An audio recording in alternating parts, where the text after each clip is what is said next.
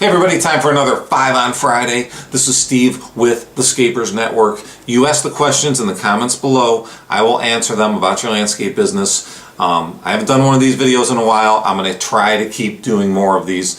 But hey, I always say business first, and then I have to get my videos second. That's just the way it is for me right now. I love doing the videos, so I will continue to do them. Ready? Let's go. All right, hey, I'm going to tell you a little bit about myself. I'm Steve Rack. I own Southwest Landscape Management, a commercial landscape maintenance company based in the southern Cleveland, Ohio area. We're right outside of Cleveland. We've been doing this for a long time, 25 years. And I also write a column for Turf Magazine. If you get a chance, check it out. If you want to know a little bit more about my business, check out my day in the life videos. And I hope you enjoy them. So here we go. My first question comes from JCA Landscaping in Maryland. He says, thank you for the videos. Love watching you interact with the crews and guys. How do you go about making your drivers or lead guys feel appreciated and needed, as these people are the ones who help run the crews? Great question. I think number one, treat them with respect. It's so important to treat your employees with respect. And I think I've said this before. Take the time out to say thank you, you did a great job, your accounts are looking good. I think the interaction, people knowing that they're appreciated, is so important when you're a business owner and when you're an employee. So for you, the more you invest in them, the more you show them that you're looking out for them, the more that you show them that you are interactive with them, the more that you show them that you're plugged into your company, that you have a vision for your business, that you want it to be the best, that you want whatever it is that you want out of your company, you keep that open with your employees. You keep an open kind of dialogue with them when it comes to things like that. It goes a long way.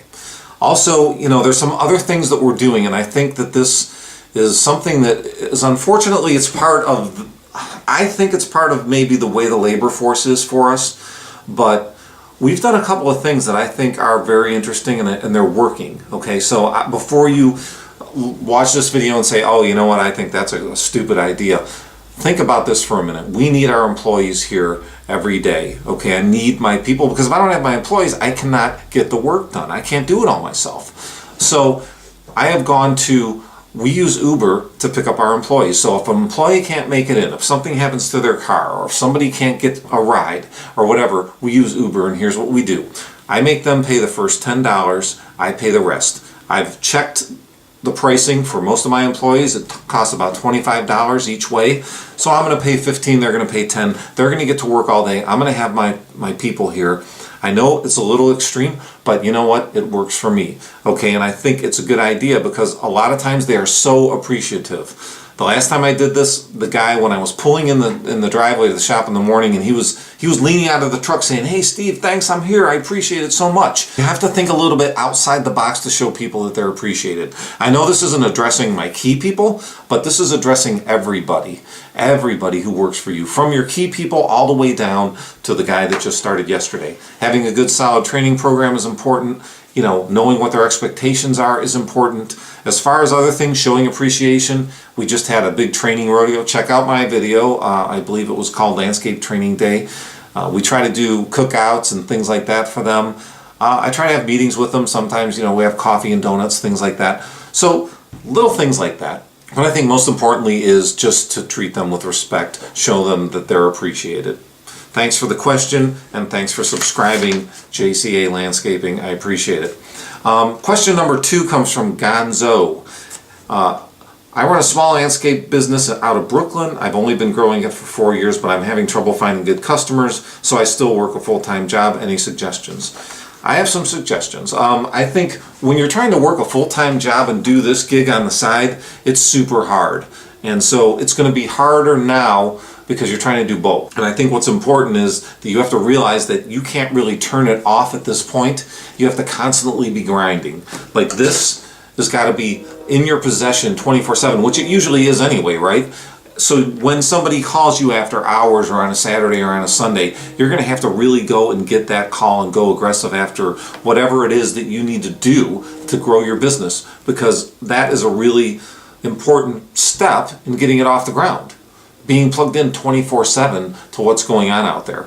Also, if you're looking for some kind of advertising ideas and things like that, there's things like these door hangers. You can put them on doors of the customers that are next door to where you're working. Go ahead and flyer a whole street. While you're out there mowing the lawn, if you're doing residential, go next door, go to a couple streets down, drop these flyers. You're already in the area. They're not that expensive to make. You could probably get them at Vistaprint, and it's a good marketing tool. It's worked for me in the past. So those are some suggestions, but the really big thing is just constantly hustling, man. You've got to work your job so you don't lose that one, but then hustle on this job when you're doing this job. So I don't know what you're doing as far as, what the hours are on the other job and how many hours you're dedicating to your landscape business, but landscaping is tough enough as it is, so you really have to work at incorporating that, staying on top of it, and staying loyal to it, working super hard, and you'll be successful. Thanks for the question. All right, Rufus LC. Do you have a no smoking policy for your company in the trucks and on your property? I want to answer this question because we just implemented a no smoking policy for our property here because I don't like the fact that when I come in the morning, sometimes I see guys standing around smoking cigarettes. I don't think it looks very professional. I don't think it sets a good tone, and I'm all about trying to set the right tone with everybody who works here. So most of the public spaces and buildings in the state of Ohio are smoke-free facilities, so I think that I'm just going to extend that to what I'm doing here. To enforce it, and how do I enforce it? We just started it about 2 months ago, trying to keep people from smoking on the property, and I just have to go up to them and say, hey, we talked about this. I can't exclude you, because if I exclude you, then everybody else is going to want to do it. So I think it's one of those things. You have to kind of be tough, and you have to kind of be diplomatic about it at the same time and say, listen, we talked about this, please, you're setting a terrible example for everybody else, and you're making me look bad. So that's how we've done it. It's been working so far. I've had to talk to a couple of the guys, but for the most part, it's been working all right for us. Thanks for the question. Next, Manchester Lights asks, are you still doing 5 on Friday? I just found your channel and binge watched all your videos. I love them. Can't wait for more content. Thank you, Manchester. Thanks for subscribing. I appreciate it, man. I really do.